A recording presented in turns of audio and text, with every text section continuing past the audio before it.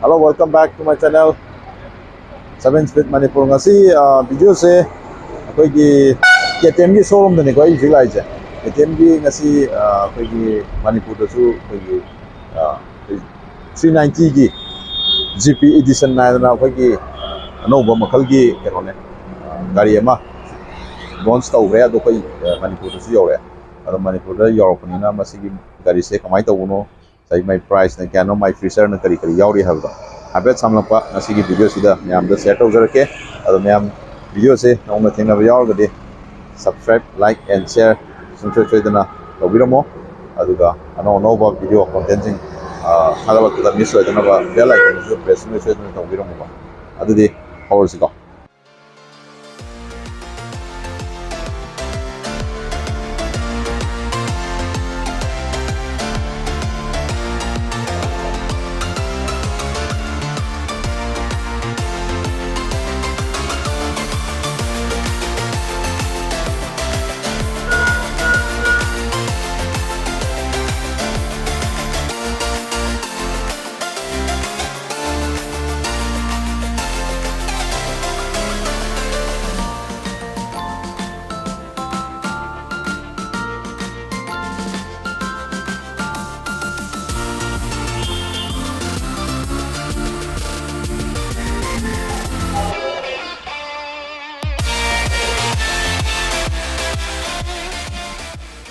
gari du sid lai go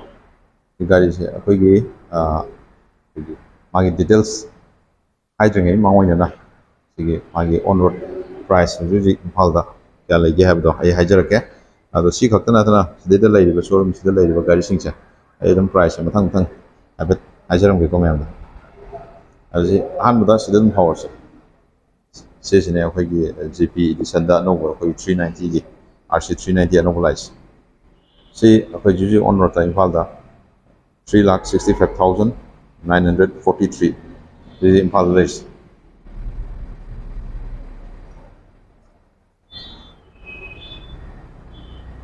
Guys, see magi color combination je, blue ga, adagi orange ka, ani full ga. Ano tawag? Color combination ani de lai ko.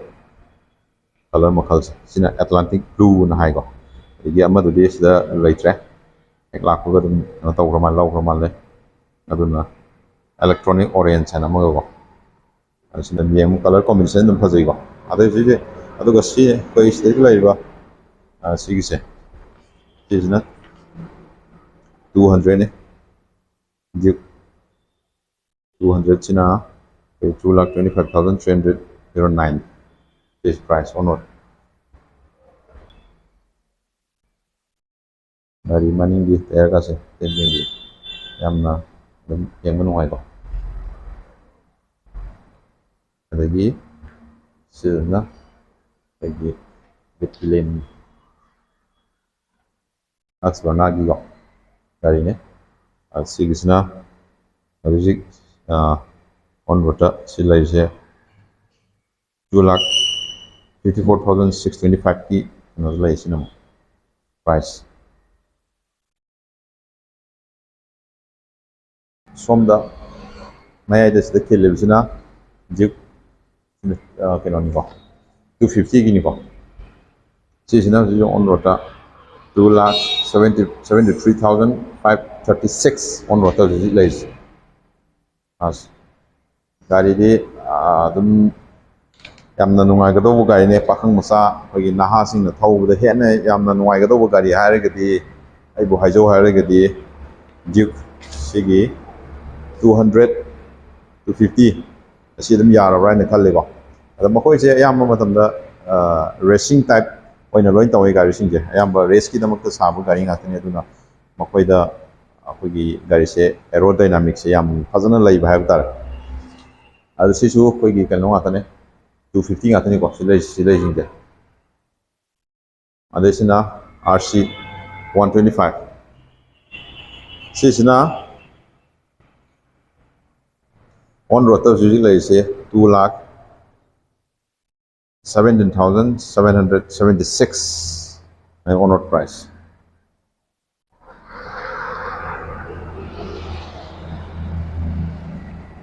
sini ado hꯧꯖꯤꯛ samlappa mayamda ꯑꯩꯈꯣꯏꯒꯤ ꯄ꯭ꯔꯥꯏꯁꯀꯤ ꯃꯇꯥꯡꯗ samlappa ꯍꯥꯏꯕ ꯂꯣꯏꯖꯈ꯭ꯔꯦ ꯑꯗꯣ ꯍꯧꯖꯤꯛ ꯁꯤꯒꯤ ꯒꯥꯔꯤꯁꯤꯒꯤ ꯅꯧꯅ ꯂꯥꯛꯄ ꯅꯧꯅ ꯊꯣꯛꯄ GP Edition ꯍꯥꯏꯔꯤꯕ ꯁꯤꯒꯤ KTM ꯁꯤꯒꯤ ꯑꯩꯈꯣꯏꯒꯤ ꯐꯤꯌꯔ ꯁꯤꯒꯤ ꯀꯩꯅꯣꯁꯤꯒꯤ ꯃꯇꯥꯡꯗ ꯅꯩꯅꯔꯁꯦ ꯁꯤꯒꯤ ꯃꯇꯥꯡꯗ ꯂꯥꯛꯑꯁꯤꯀꯣ ꯑꯍꯥꯟꯕꯗ ꯑꯩꯈꯣꯏꯒꯤ ꯒꯥꯔꯤꯒꯤ ꯃꯥꯒꯤ ꯄ꯭ꯔꯥꯏꯁ ꯍꯥꯏꯖꯈ꯭ꯔꯦ ꯑꯗꯣ ꯂꯨꯛ ꯁꯥꯅ ꯑꯝꯇꯪ ꯃꯥꯁꯦ ꯀꯃꯥꯏꯅ ꯇꯧꯒꯦ ꯍꯥꯏꯕꯗꯣ ꯃꯌꯥꯝ ꯃꯨꯟꯅ ꯑꯝꯇ ꯌꯦꯡꯕꯤꯌꯣ ꯃꯃꯥꯡꯗ ꯋꯤꯟꯁꯤꯜꯁꯦ ꯌꯥꯝ ꯐꯖꯅ ꯄꯥꯛꯅ ꯌꯥꯎꯔꯦꯀꯣ ꯑꯗꯨꯁꯨ ꯃꯥꯁꯦ ꯑꯩꯈꯣꯏꯒꯤ ꯑꯦꯗꯖꯁꯇꯦꯕꯜ ꯑꯣꯏꯕ ꯍꯥꯏꯕ ꯇꯥꯔꯦꯀꯣ ꯁꯤ ꯀꯩꯅꯣꯁꯦ ꯑꯦꯗꯖꯁꯇꯦꯕल ꯑꯣꯏ ꯑꯗꯨꯒ ꯁꯤꯁꯨ ꯑꯩꯈꯣꯏꯒꯤ LED ꯃꯅꯤꯡ ꯃꯃꯥꯡ ꯄꯨꯔꯥ ꯑꯩꯈꯣꯏꯒꯤ LED ꯂꯣꯏ ꯂꯥꯛꯑꯅꯤꯀꯣ ꯑꯗꯨ ꯃꯃꯥꯡꯒꯤ ꯁꯤꯒꯤ ꯀꯩꯅꯣꯒꯁꯦ ꯏꯟꯗꯤꯀꯦꯇꯔꯁꯤꯗ ꯁꯥꯏꯠ ꯏꯟꯗꯤꯀꯦꯇꯔꯁꯦ ꯁꯤꯗꯩꯗ ꯀꯩꯅꯣ ꯇꯧꯔꯅꯤꯀꯣ ꯂꯣꯏ ꯁꯤꯗ ꯍꯥꯞꯄꯦꯀꯣ ꯑꯅꯤꯁꯦ ꯍꯦꯗꯂꯦꯝꯞꯇ ꯂꯥꯛꯑꯦ ꯋꯤꯟꯁꯤꯜꯁꯦ ꯌꯥꯝ ꯄꯥꯛꯅ ꯌꯥꯎꯔꯦ ꯑꯗꯨꯒ ꯁꯤꯒꯤ ꯃꯥꯒꯤ ꯀꯩꯅꯣꯁꯦ ꯔꯤꯌꯔ ꯚꯤꯌꯨ ꯑꯁꯤꯒꯤ ꯀꯩꯅꯣꯁꯦ ꯁꯥꯏꯠ ꯒ꯭ꯂꯥꯁ ꯀꯩꯅꯣꯁꯤ ꯐꯣꯜꯗꯦꯕꯜ ꯑꯣꯏꯕ ꯍꯥꯏꯕ ꯇꯥꯔꯦ ꯍꯥꯏꯗꯤ ꯁꯤ ꯂꯣꯏꯅꯃꯛ ꯂꯩꯊꯣꯛ ꯂꯩꯁꯤꯟ ꯌꯥꯕ ꯍꯥꯏꯕ ꯇꯥꯔꯦꯀꯣ ꯁꯨꯃꯥꯏꯅ ꯂꯩꯊꯣꯛ ꯂꯩꯁꯤꯟ ꯁꯨꯃꯥꯏꯅ ꯂꯣꯏ ꯌꯥꯏꯑꯕꯀꯣ ꯁꯤꯒꯤꯁꯦ ꯑꯗꯣ ꯁꯤꯒꯤ ꯌꯥꯝ ꯅꯨꯡꯉꯥꯏꯕ ꯑꯃꯅ ꯍꯥꯏꯗꯤ ꯃꯤꯉꯣꯟꯗ ꯑꯩꯈꯣꯏ ꯑꯆꯤꯟꯕ ꯖꯒꯥꯗ ꯆꯠꯄ ꯀꯥꯟꯗꯁꯨ ꯁꯤꯒꯤ ꯃꯤꯉꯣꯟꯗ ꯈꯦꯠꯄ ꯈꯣꯠꯄ ꯊꯦꯡꯕ ꯈꯣꯠꯄ ꯇꯧꯕꯗꯁꯨ ꯁꯤꯁꯦ ꯈꯤꯇꯪꯗꯤ ꯐꯔꯅꯤꯀꯣ ꯍꯥꯏꯁꯦ ꯑꯗꯨ ꯁꯨꯃꯥꯏꯅ ꯇꯧꯋꯦ ꯃꯃꯥꯡꯒꯤꯁꯦ ꯑꯗꯣ ꯃꯃꯥꯡꯒꯤ ꯁꯨꯃꯥꯏꯅ ꯂꯨꯛꯁꯦ ꯁꯨꯃꯥꯏꯅ ꯂꯩꯔꯦ ꯁꯤꯒꯤ USD ꯅꯦ ꯃꯃꯥꯡꯒꯤꯁꯦ ꯑꯦꯄꯦꯛꯁ ꯇꯥꯔꯦ ꯑꯗꯨ ꯃꯥꯏ ꯀꯂꯔ ꯀꯣꯝꯕꯤꯅꯦꯁꯟꯁꯦ ꯑꯩꯈꯣꯏꯒꯤ ꯌꯥꯝ ꯆꯥꯅꯩꯀꯣ ꯁꯤꯒ ꯑꯩꯈꯣꯏ ꯑꯣꯔꯦꯟꯖꯀꯁꯦ ꯑꯗꯣ ꯑꯣꯔꯦꯟꯖꯁꯤꯗꯤ ꯃꯣꯏꯒꯤ KTMꯒꯤ ꯀꯂꯔꯅ ꯑꯗꯨꯝ ꯌꯥꯝꯅ ꯈꯪꯅꯔꯦꯀꯣ ꯑꯗꯨꯒ ꯁꯤ ꯑꯦꯂꯣꯏꯗ ꯂꯥꯛꯑꯅꯤꯀꯣ ꯑꯗꯒꯤ ꯃꯃꯥꯡꯒꯤ ꯃꯥꯒꯤ ꯑꯩꯈꯣꯏꯒꯤ ꯗꯤꯛꯁꯀꯤ ꯁꯥꯏꯖꯁꯦ ꯃꯃꯥꯡꯒꯤ ꯗꯤꯛꯁꯤ ꯌꯥꯝ ꯁꯥꯏꯖ ꯆꯥꯎꯋꯦ 300 ꯃꯥꯒꯤ ꯀꯩꯅꯣꯁꯦ ꯗꯤꯛꯁꯀꯤ ꯁꯥꯏꯖꯁꯦ 320 mmꯒꯤ ꯆꯥꯡꯗ ꯂꯩꯀꯣ ꯃꯥꯒꯤ ꯀꯩꯅꯣꯁꯦ ꯑꯗꯨꯛꯀꯤ ꯃꯇꯤꯛ ꯆꯥꯎꯋꯦꯀꯣ ꯑꯗꯣ ꯁꯤꯅꯦ ꯃꯃꯥꯡꯒꯤ ꯂꯨꯛꯁ ꯑꯗꯒꯤ ꯁꯣꯝ ꯁꯥꯏꯠ ꯂꯣꯝꯗ ꯂꯥꯛꯄ ꯀꯥꯟꯗ ꯒꯥꯔꯤꯁꯤꯒꯤ ꯃꯥꯒꯤ ꯌꯦꯡꯕꯤꯔꯣ ꯃꯥꯒꯤ ꯀꯂꯔ ꯀꯣꯝꯕꯤꯅꯦꯁꯟ ꯑꯗꯨꯝ ꯁꯤꯗ ꯐꯖꯅ ꯃꯌꯦꯛ ꯁꯦꯡꯅ ꯎꯔꯝꯃꯅꯤ ꯁꯤꯗ 390 ꯐꯖꯅ ꯊꯥꯔꯦꯀꯣ ꯑꯗꯒꯤ ꯕ꯭ꯂꯨꯒ ꯁꯤꯒꯤ ꯌꯦꯂꯣꯁꯦ ꯌꯥꯝ ꯀꯂꯔ ꯀꯣꯝꯕꯤꯅꯦꯁꯟ ꯌꯥꯝ ꯐꯖꯕ ꯍꯥꯏꯕ ꯇꯥꯔꯦ ꯑꯗꯒꯤ ꯁꯤꯒꯤ ꯃꯥꯒꯤ ꯆꯦꯟꯒꯥꯁꯦ ꯆꯦꯟꯒꯤ ꯀ꯭ꯋꯥꯂꯤꯇꯤ ꯑꯗꯨꯝ ꯌꯥꯝ ꯐꯖꯅ ꯂꯩꯕ ꯑꯃ ꯇꯧꯋꯦꯕ ꯌꯦꯡꯕꯗ ꯑꯗꯒꯤ ꯃꯥꯒꯤ ꯕꯣꯗꯤ ꯆꯦꯁꯤꯁ ꯑꯩꯈꯣꯏ ꯗꯨꯋꯦꯜ ꯇꯣꯟ ꯍꯥꯏꯗꯤ ꯀꯂꯔ ꯑꯅꯤꯅꯤꯀꯣ ꯑꯣꯔꯦꯟꯖꯀ ꯕ꯭ꯂꯦꯛꯀꯗ ꯂꯥꯛꯑꯦ ꯁꯤꯒꯤꯁꯦ ꯑꯗꯒꯤ ꯁꯤꯁꯤꯅ ꯑꯦꯟꯖꯤꯟꯒꯤ ꯀꯩꯅꯣꯁꯤꯅ ꯒ꯭ꯔꯦ ꯀꯂꯔꯗ ꯑꯃꯨꯛ ꯂꯥꯛꯄ ꯑꯗꯩ ꯃꯥꯒꯤ ꯁꯥꯏꯠ ꯐꯨꯠ ꯔꯦꯁ ꯁꯤꯅ ꯄꯦꯁꯦꯟꯖꯔꯒꯤ ꯁꯤꯅꯤꯀꯣ ꯁꯨꯃꯥꯏꯅ ꯇꯧꯋꯦ ꯑꯗꯒꯤ ꯀ꯭ꯋꯤꯛ ꯁꯤꯐꯇꯔꯁꯨ ꯑꯗꯨꯝ ꯌꯥꯎꯖꯔꯦꯀꯣ ꯁꯤꯗ ꯑꯗꯨꯒ ꯃꯅꯤꯡꯒꯤ ꯑꯩꯈꯣꯏꯒꯤ ꯁꯤꯗ ꯁꯤꯡꯒꯜ ꯑꯩꯈꯣꯏꯒꯤ ꯃꯣꯅꯣꯁꯣꯛꯇ ꯃꯅꯤꯡꯒꯤ ꯁꯁꯄꯦꯟꯁꯟꯁꯦ ꯑꯗꯨꯝ ꯁꯁꯄꯦꯟꯁꯟꯁꯦ ꯌꯥꯝ ꯐꯖꯅ ꯂꯤꯡꯅ ꯌꯥꯎꯋꯦꯀꯣ ꯁꯤꯒꯤꯁꯦ ꯑꯗꯨꯒ ꯁꯤꯗ ꯀꯔꯇꯦꯟ ꯍꯣꯕ ꯁꯤ ꯂꯩꯁꯤꯡꯁꯦ ꯑꯩꯈꯣꯏꯒꯤ ꯏꯌꯔꯒꯤ ꯐ꯭ꯂꯣꯗꯣ ꯌꯥꯝ ꯐꯖꯅ ꯑꯩꯈꯣꯏꯒꯤ ꯂꯩꯅꯅꯕ ꯍꯥꯏꯕ ꯇꯥꯔꯦ ꯑꯗꯨꯒꯤꯗꯃꯛꯇꯅꯤ ꯁꯤꯗ ꯌꯥꯎꯖꯔꯤꯁꯦ ꯔꯦꯁꯤꯡ ꯕꯥꯏꯛꯅꯤꯅ ꯃꯁꯤ ꯏꯌꯔ ꯐ꯭ꯂꯣꯁꯦ ꯑꯩꯈꯣꯏꯒꯤ ꯐꯤꯌꯔꯁꯦ ꯏꯌꯔ ꯐ꯭ꯂꯣꯁꯦ ꯐꯖꯅ ꯂꯩꯇꯕ ꯌꯥꯗꯦꯕꯀꯣ ꯑꯗꯨꯒꯤꯗꯃꯛꯇ ꯃꯣꯏ ꯐꯖꯅ ꯍꯥꯞꯄꯦ ꯍꯥꯏꯇꯥꯔꯦ ꯑꯗꯨꯒ ꯁꯨꯝ ꯃꯅꯤꯡꯂꯣꯝꯗ ꯂꯥꯛꯄ ꯀꯥꯟꯗꯁꯨ ꯁꯨꯃꯥꯏꯅ ꯑꯗꯨꯝ ꯎꯔꯦ ꯑꯗꯨꯒ ꯆꯀꯥꯒꯤ ꯁꯥꯏꯖꯁꯦ ꯑꯗꯨꯝ ꯆꯥꯎꯔꯦ ꯑꯩ ꯍꯥꯏꯐꯦꯠ ꯉꯟꯖꯔꯛꯀꯦ ꯑꯗꯩ ꯆꯀꯥꯁꯦ ꯍꯥꯟꯅꯗꯤ ꯀꯩꯅꯣ ꯑꯣꯏꯔꯝꯕꯅꯦ ꯑꯇꯣꯞꯄ ꯃꯃꯤꯡ ꯑꯃꯗ ꯁꯤ ꯑꯇꯣꯞꯄ ꯑꯃ ꯂꯥꯛꯑꯦ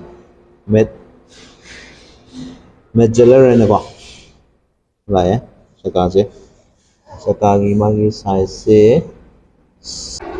150/60 ꯑꯗꯩ ꯁꯤꯁꯤꯅ ꯃꯥꯒꯤ ꯀꯩꯅꯣꯅꯤ 230 ꯗꯤꯛꯁ ꯑꯗꯒꯤ ꯗꯨꯋꯦꯜ ABSꯅꯤꯀꯣ ꯀꯩꯅꯣꯁꯦ ꯃꯥꯒꯤ ꯀꯩꯅꯣꯁꯦ ꯑꯩꯈꯣꯏꯒꯤ ꯕ꯭ꯔꯦꯛꯀꯤ ꯁꯤꯁꯇꯦꯝꯁꯦ ꯗꯨꯋꯦꯜ ABSꯇ ꯂꯥꯛꯑꯦꯀꯣ ꯑꯗꯣ ꯃꯥꯒꯤ ꯏꯟꯖꯤꯟꯒꯤ ꯁ꯭ꯄꯦꯁꯤꯐꯤꯀꯦꯁꯟꯗ ꯂꯥꯛꯄ ꯀꯥꯟꯗ ꯃꯥ ꯍꯥꯏꯔꯤꯕ ꯒꯥꯔꯤꯁꯤ ꯃꯥꯒꯤ ꯃꯦꯛꯁꯤꯃꯝ ꯑꯩꯈꯣꯏꯒꯤ ꯄꯥꯋꯔꯁꯤ 43.5 PS 9000 RPMꯗꯅꯤꯀꯣ ꯑꯗꯨꯝ ꯄꯥꯋꯔꯐꯨꯜ ꯑꯣꯏꯀꯣ ꯑꯗꯨꯒ ꯃꯥꯒꯤ ꯃꯦꯛꯁꯤꯃꯝ ꯇꯣꯛꯁꯤꯅ 37 ꯅ꯭ꯌꯨꯇꯟ ꯃꯤꯇꯔ 7000 RPMꯗ ꯑꯗꯣ ꯃꯥꯒꯤ ꯔꯥꯏꯚꯦꯜꯁꯤꯡ ꯍꯥꯏꯔꯒꯗꯤ ꯑꯩꯈꯣꯏꯒꯤ ꯑꯄꯥꯆꯤꯒꯤ ꯑꯩꯈꯣꯏꯒꯤ 310 ꯑꯗꯩ BMWꯒꯤ 310 ꯑꯃꯁꯨ ꯂꯩꯗꯥꯏꯅꯦ ꯑꯗꯣ ꯃꯣꯏꯁꯦ ꯑꯗꯨꯝ ꯃꯣꯏꯒ ꯀꯣꯝꯄꯤꯇꯤꯇꯤꯞ ꯅꯤꯟꯖꯥꯒꯤ 390 ꯃꯣꯏ ꯀꯣꯝꯄꯤꯇꯤꯇꯤꯞꯅꯦ ꯑꯗꯣ ꯍꯥꯏꯔꯤꯕ ꯒꯥꯔꯤꯁꯤ ꯌꯦꯡꯕꯗ ꯑꯗꯨꯛꯀꯤ ꯃꯇꯤꯛ ꯐꯖꯩꯀꯣ ꯑꯗꯣ ꯃꯥꯒꯤ ꯁꯤꯡꯒꯜ ꯁꯤꯂꯤꯟꯗꯔꯅꯦ ꯑꯣꯏꯜ ꯀꯨꯜ ꯑꯣꯏꯀꯣ ꯃꯥꯒꯤ ꯏꯟꯖꯤꯟꯁꯦ ꯑꯗꯨꯒꯤ ꯄꯋꯥꯔꯐꯨꯜ ꯑꯣꯏꯕ ꯏꯟꯖꯤꯟꯅꯦ ꯊꯧꯕꯒꯤꯗꯤ ꯌꯥꯝ ꯅꯨꯡꯉꯥꯏꯒꯗꯧꯕ ꯑꯗꯨ ꯁꯣꯝ ꯅꯥꯀꯟꯗ ꯃꯥꯒꯤ ꯇꯦꯡꯒꯤ ꯀꯦꯄꯥꯁꯤꯇꯤ ꯍꯥꯏꯔꯛꯑꯒꯗꯤ ꯃꯥꯁꯦ ꯑꯩꯈꯣꯏ 13.7 ꯂꯤꯇꯔꯒꯤ ꯆꯥꯡꯗ ꯑꯃꯨꯛ ꯂꯥꯛꯑꯦꯀꯣ ꯑꯗꯣ ꯃꯥꯒꯤ ꯑꯅꯤꯒꯤ ꯀꯂꯔ ꯀꯣꯝꯕꯤꯅꯦꯁꯟꯁꯦ ꯁꯤꯗꯩꯗ ꯑꯩꯈꯣꯏ ꯕ꯭ꯂꯨ ꯑꯣꯔꯦꯟꯖ ꯑꯗꯩ ꯁꯤ ꯀꯩꯅꯣꯁꯤ ꯐꯤꯒꯤ ꯀꯩꯅꯣꯁꯤ ꯌꯥꯝ ꯐꯖꯅ ꯍꯥꯞꯄꯤꯀꯣ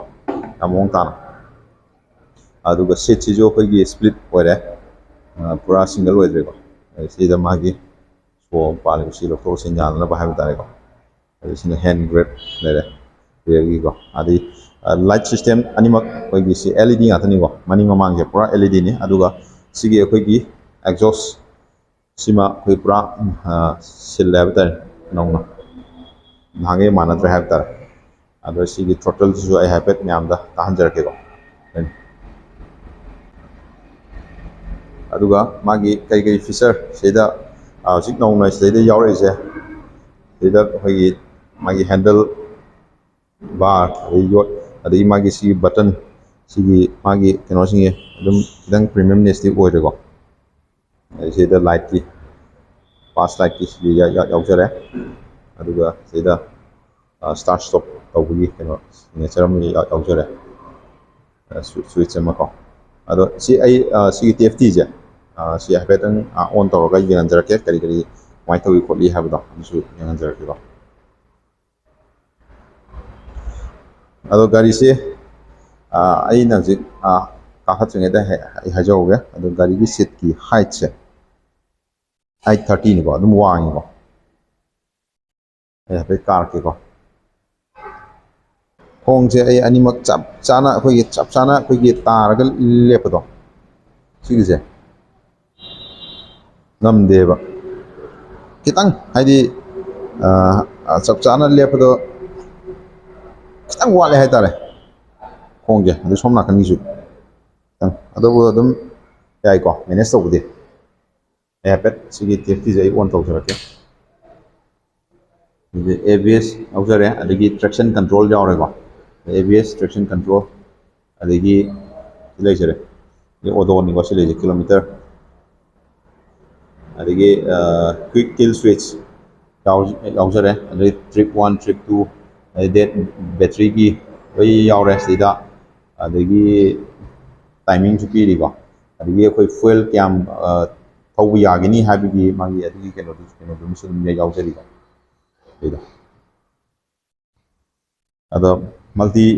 ꯑꯩꯈꯣꯏꯒꯤ ꯑꯁꯤꯗ ꯃꯜꯇꯤ ꯐꯪꯁꯟ ꯃꯌꯥꯝ ꯑꯃ ꯌꯥꯎꯔꯦꯀꯣ ꯍꯥꯏꯗꯤ ꯑꯩꯈꯣꯏꯗ ꯊꯧꯕꯗ ꯅꯨꯡꯉꯥꯏꯒꯗꯧꯕ ꯍꯥꯏꯕ ꯇꯥꯔꯦ ꯊꯧꯕꯗ ꯑꯩꯈꯣꯏꯒꯤ ꯈꯨꯗꯣꯡ ꯆꯥꯅꯕꯒꯤꯗꯃꯛꯇ ꯑꯩꯈꯣꯏꯒꯤ ꯒꯥꯔꯤꯁꯦ ꯊꯥꯎꯁꯦ ꯀꯌꯥꯝ ꯌꯥꯎꯔꯤ ꯀꯃꯥꯏꯅ ꯇꯧꯔꯤ ꯍꯥꯏꯕꯗꯣ ꯑꯗꯨꯁꯨ ꯑꯗꯨꯝ ꯈꯪꯒꯗꯣꯏꯅꯤꯀꯣ ꯑꯗꯣ ꯃꯥꯁꯦ ꯑꯩꯈꯣꯏꯒꯤ ꯃꯥꯏꯂꯦꯖꯁꯦ ꯍꯧꯖꯤक ꯄꯤꯔꯤꯁꯦ ꯃꯣꯏꯅ ꯄꯤꯔꯤꯁꯦ ꯑꯦꯚꯔꯦꯖ ꯁꯤꯇꯤ ꯄ꯭ꯂꯁ ꯑꯩꯈꯣꯏꯒꯤ ꯍꯥꯏꯋꯦ ꯁꯤꯗ ꯄꯤꯔꯤꯁꯦ ꯃꯣꯏꯅ 30ꯒ 1.32 ꯍꯥꯏꯗꯨꯅꯤ ꯑꯗꯨꯃꯥꯏꯅ ꯄꯤ ꯍꯥꯏꯋꯦꯗꯀꯣ ꯑꯗꯨꯒ ꯀꯩꯅꯣꯗꯅ ꯁꯤꯇꯤꯗꯅ ꯑꯩꯈꯣꯏꯒꯤ 26 27 ꯁꯤꯒꯤ ꯆꯥꯡꯗ ꯂꯩꯌꯦꯀꯣ ꯑꯗꯨꯒ ꯃꯥꯒꯤ ꯄꯤꯀꯞꯁꯤꯁꯨ ꯑꯗꯨꯛꯀꯤ ꯃꯇꯤꯛ ꯂꯩ ꯍꯥꯏꯇꯥꯔꯦꯀꯣ ꯍꯥꯏꯗꯤ 0 to ꯀꯩꯅꯣꯁꯦ 100ꯁꯦ ꯑꯩꯈꯣꯏ 6.49 ꯁꯦꯀꯦꯟꯗ ꯑꯗꯨꯝ ꯇꯁ ꯇꯧꯕ ꯉꯝꯃꯦ ꯍꯥꯏꯕ ꯇꯥꯔꯦ ꯑꯗꯨꯒ ꯃꯥꯒꯤ ꯗꯥꯏꯃꯦꯟꯁꯟ ꯑꯩ ꯍꯥꯏꯐꯦꯠ ꯍꯥꯏꯖꯔꯛꯀꯦ ꯗꯥꯏꯃꯦꯟꯁꯟꯁꯦ ꯃꯥꯒꯤ ꯍꯥꯏꯠ 830 ꯂꯩꯖꯈ꯭ꯔꯦ ꯑꯗꯨꯒ ꯃꯥꯒꯤ ꯋꯥꯏꯠꯁꯤꯅ 760 mm ꯅꯤ ꯑꯗꯨꯒ ꯃꯥꯒꯤ ꯑꯁꯥꯡꯕꯁꯤꯅ 2145 mm ꯑꯗꯨꯒ ꯃꯥꯒꯤ ꯁꯤꯒꯤ ꯋꯤꯜ ꯕꯦꯁꯁꯦ ꯁꯤꯒꯤ ꯆꯀꯥꯁꯤꯗꯩꯅ ꯁꯤꯒꯤ ꯆꯀꯥ ꯐꯥꯎꯁꯦ ꯁꯤꯒꯤ ꯉꯥꯛꯄꯁꯤꯅ 1340 mm ꯅꯤꯀꯣ ꯑꯗꯨꯒ ꯃꯥꯒꯤ ꯀꯞ ꯋꯦꯠꯁꯦ 172 kg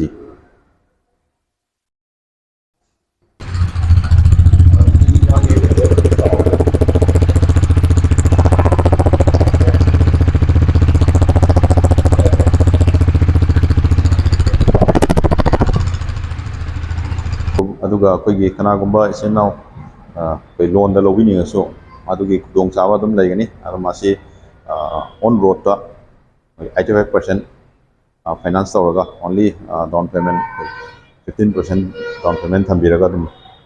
lawba yagani ko ai screen da adum hapcharamage magi sigi details